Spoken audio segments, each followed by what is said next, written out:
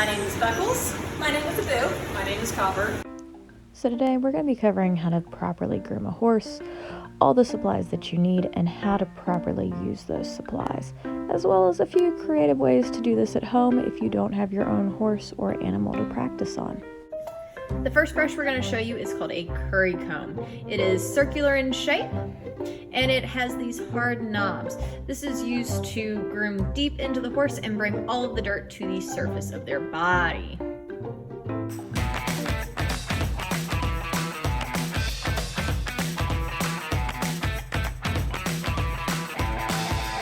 Second brush we're going to use is a hard brush. The bristles on it are very, very pokey, and it is to do a quick brush of all the large debris that we have just brought to the surface with our curry comb.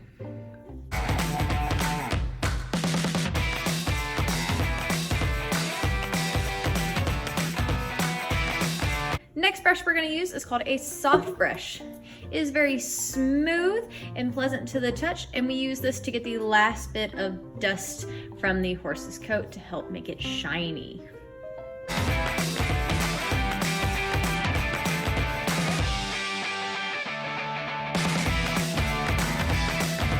The last brush that we are going to use is a hairbrush. We use this to get knots out of the horse's manes and tails. It looks very similar to a people brush, just a slightly different shape.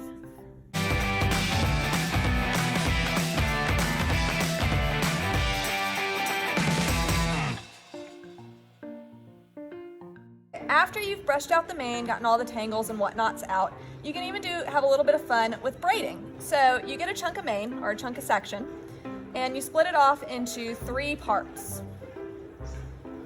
So I have my 3 parts, you're gonna hold them. I'm gonna take the one in the right hand, cross it over the center. I'm gonna take the one in the left hand, cross it over the one in the center. And then I'm gonna continue that as I work my way down. So we know that you guys don't always have fun ponies at home to practice your new grooming skills with. So we're going to show you 2 ways that you can practice at home. One with people and the other one with dogs. So we're going to go ahead and start with your dogs. So what we're going to do is you're going to think about your fingers, using them as your curry comb.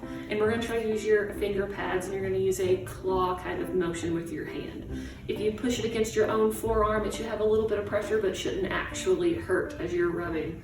So we're going to do the same thing to your dog. Try to get some of that dirt and some of that loose fur in shedding season. So we're going to push on her fur and on her back like this.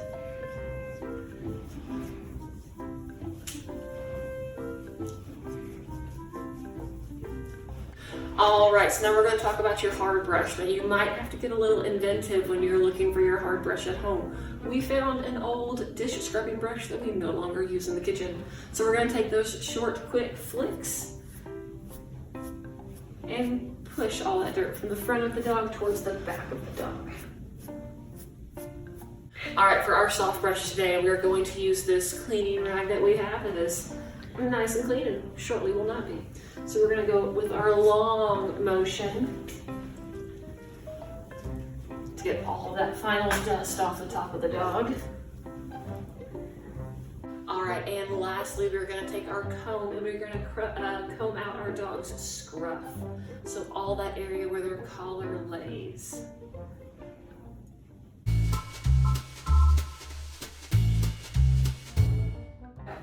All right, so in practicing with people, it's a lot more hands-on work.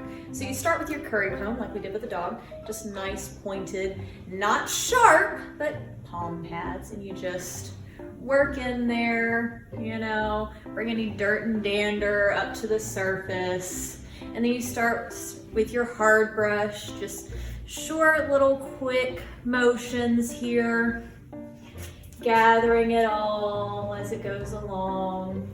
And then we'll go into broader strokes for our soft brush, trying to be very gentle and not pull the hair, making sure we don't leave anything behind.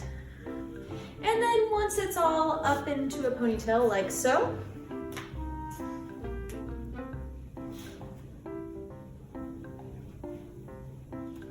we can take our handy dandy brush, start from the bottom, work our way up, being very careful not to pull any of the tangles. You can also use your fingers to finger comb some of the pieces.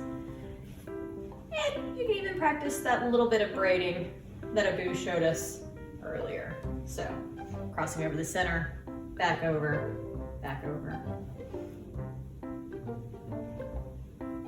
Until done. We hope you had fun with us today, because we did.